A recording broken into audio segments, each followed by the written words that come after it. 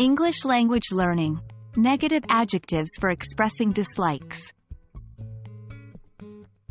Hello, English learners. Today, we are diving into the world of negative adjectives. This video will help you express your dislikes in a clear, polite, and interesting way. After all, it's just as important to communicate the things we don't enjoy as it is the things we love. Negative adjectives are words we use to express a dislike or a negative opinion about something.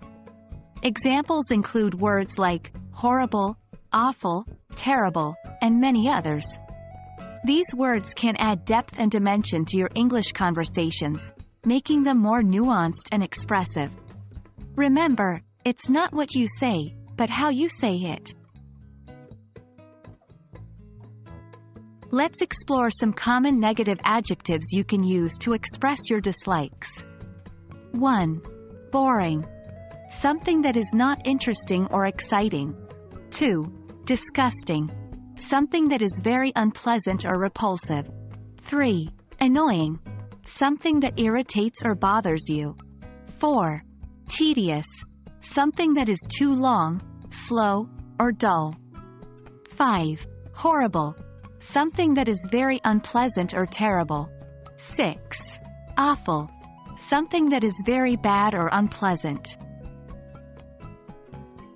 These are just a few examples. There are many more negative adjectives out there. Try to incorporate these words into your everyday conversations to make them more expressive. Understanding the meanings of these adjectives is important, but it's equally important to know how to use them in sentences. Let's look at a few examples. 1. Boring. I find doing laundry very boring. 2. Disgusting. I think broccoli is disgusting. 3. Annoying. It's annoying when people talk during movies. 4. Tedious. The meeting was tedious and went on forever. 5. Horrible. I had a horrible day at work. 6. Awful. The weather is awful today.